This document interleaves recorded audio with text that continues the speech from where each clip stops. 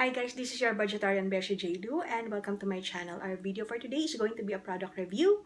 So if you want to see and you want to hear my thoughts on the Clorox Toilet Bowl Cleaner Bleach, then please continue watching.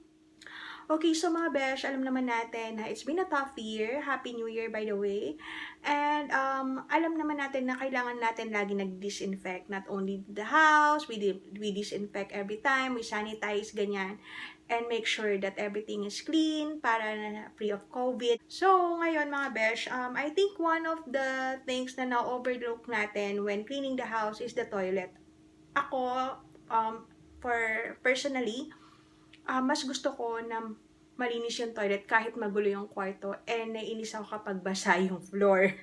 So, ganyan. So, ginagawa ko kapag umuwi ako sa amin kasi dun sa house, meron akong sariling bathroom dun sa kwarto.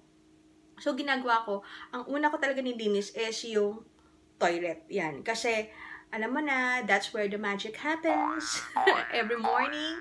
So, gusto natin na malinis and gusto rin natin na disinfect din yung toilet natin. Okay, so mga besh, very random tong video na to. It's just too good not to share. Pero, if you have watched my videos on kung paano makakuha ng mga free product, so ngayon, medyo na-excite ako kasi one of the site I recommended on that video, which is, I'm going to link up here and also down in the description box below, so check it out if you're interested, is yung Home Tester Club. And wala pa ako nakuha na free product sa kanila until recently, and it is like maybe more than a week ago. Kaya lang, I use a week to test the product talaga. And all you have to do is actually give your thoughts on the product. So, mag-feedback lang kayo. It can be in a form of video or photos, ganyan. Yung the usual na review, if you're familiar with Sample Room, parang ganun din si Home Tester Club. It's just that, parang magugulat ka na lang na you qualify doon dun sa mga tests na gino-join mo, parang, or sinasalihan mo, parang ganyan. Kasi, dun sa Sample Room, you have points, diba, na you can use to claim for the free products. And then, you just have to pay for the shipping. In Home Tester Club, wala kang babayaran na kahit ano besh, as in zero. But meron silang mga tasks na ipapagawa sa inyo, like you have, like for example, in my case, you have 5 days to review the product, ganyan. Tapos you have to write a feedback, ganyan, and you can post it on your socials, ganyan. Pero it's not really required, parang it's more of providing review doon sa Home Tester Club site as well. So, paano ba ako nakasali? Ginawa ko kasi is, my sister recommended this site. Siya rin, di ko lang sure kung siya rin ba yung nag-recommend ng Sample Room before, pero yun, nag-recommend siya ng site kasi, nagre-review din siya ng mga products, and sa kanya, more on beauty products. So, gusto ko sana more on beauty products, kaya lang kasi, yung mga nandun sa mga products na nandun sa site nila na they're asking for reviews are usually parang random. So, iba-iba. So, ang ginagawa ko is, nung sumali ako, nag-review ako, even if wala akong nare-receive na product. So, nag-review ako doon sa mga test site nila or dun sa mga review products nila na nagamit ko na. Like, for example, I think meron akong mga ni-review dun na yung close-up, yung mga usual na nagagamit ko na, like yung mga shampoo, ganyan.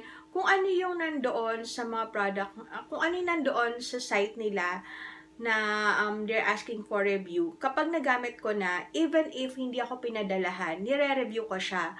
And then, nag-join ako or nag-register ako dun sa mga products na qualified ka for review. Kasi meron dun mga products na you have to register every time. So, pag nag-qualify ka, then that's the time mapapadalhan ka nila ng products. And they are going to ask for you to invite your friends via email, mga ganyan-ganyan. Anyway, ang dami ko sinabi. Yun lang yung background. So, I'll try to flash some pictures and mga videos, no, doon somewhere in the screen para mas informative naman yung mga pinagsasabi ko. Anyway, yun nga, naka-receive ako nito and hindi siya, nagulat lang ako kasi meron email pero hindi kasi nila sinabi na, oh, you'll be receiving your product, ganyan, ganyan. Parang meron lang nakalagay na you qualify, ganyan, ganyan. So, by the time na tumawag sa akin yung rider na on the way na siya para to drop off the product, yun, dun ko na lang chinek yung email ko na, okay, so may pinadala pa yung home tester club, which is my first time, kaya excited ako na i-share sa inyo para at least yung mga mommies out there. Actually, hindi ako mom, pero practical kasi ako eh. If I can get products that I usually use for free, why not, diba? In exchange of review. So, meron silang ganyan. Dumating siya na naka-bubble wrap, pero ginamit ko na nga siya as I mentioned. So, hindi na siya naka-bubble wrap. So, this is the new Clorox toilet bowl cleaner with bleach, yan. So, this is in the scent of lemon and this one is in the scent of lavender, ayan. So, ginamit ko na sila pareho. And, usually, di ba, yung bleach kapag, very known talaga yung Clorox for the bleach. So, usually, they really remove stains sa mga clothes, ganyan. And, also, meron silang toilet bowl cleaner. And, usually, yung toilet bowl cleaner na ginagamit ko is not Clorox. I use this for my clothes. Not specifically the toilet bowl cleaner, but yung bleach nila for the clothes, that I use yung Clorox. Pero dun sa banyo, iba yung ginagamit ko. And disclaimer, medyo madumi yung banyo kasi almost 2 weeks ako nawala dito sa unit. So, may mga stain na siya. Alam niyo yun, yung nag-yellow na stain, ganyan, ganyan. So, medyo cringy. So, medyo gross. Yung makikita nyo, medyo gross siya. Pero, mas maganda kasi na i-insert ko yung video para at least mas makita nyo how effective it is. So, ayan, tinest ko nga siya. Maganda yung packaging niya. Ang cute, diba? So, tapos yung nozzle niya, yun yung pinakagusto ko kasi ilalagay mo lang siya under the rim. So, ganyan. And sobrang bilis lang niya gamitin. All you have to do is put this under the rim, scrub the bowl, and then let it sit. They said here na let it sit for 10 minutes, but I don't have 10 minutes, so I let it sit for actually about 2 to 3 minutes. And if a-flash mo lang siya, of course, na-scrub mo na siya, diba? So, let it sit, and then if a-flash mo lang siya, and makikita mo yung magic na very satisfying na makikita mo na yung mga stain, nare-remove siya. Actually, hindi ko pa siya ni-scrub, nakikita ko na nagme-melt yung mga stain.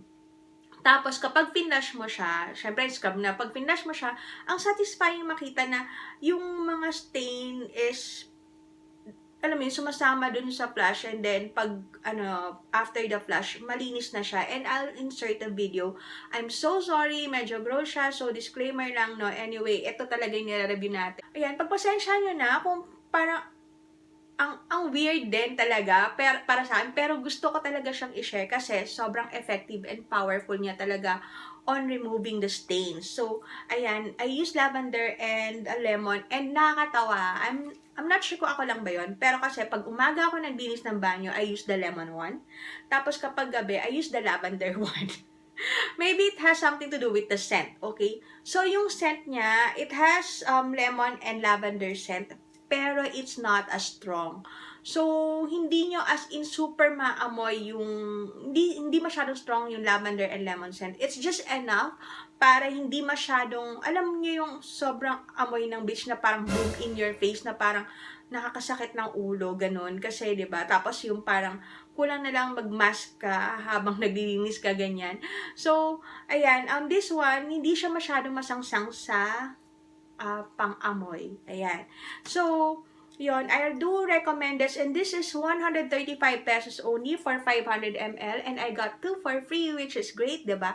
So, ayun lang mga besh, maybe you could try the product out. Nakakatawa kasi parang ang random, diba? Kasi usually, nagre-review ako ng mga ganito on my empties, pero kasi, kung meron kayo mga tough stains sa toilet bowl ninyo, maybe you would try to consider this, and thank me later. Yun lang mga besh. Please don't forget to subscribe and also ring the notification bell para naman ma-notify kayo every time na may bago tayong video. If mahilig kayo sa mga tipid tips, ganyan, sa mga mura, then please do join the Jlunatics. And yun lang mga besh. Maraming salamat. Happy New Year. Bye! Please don't forget to disinfect everything, not only your parcel but also your toilet. Thank you for watching. Bye! Mwah.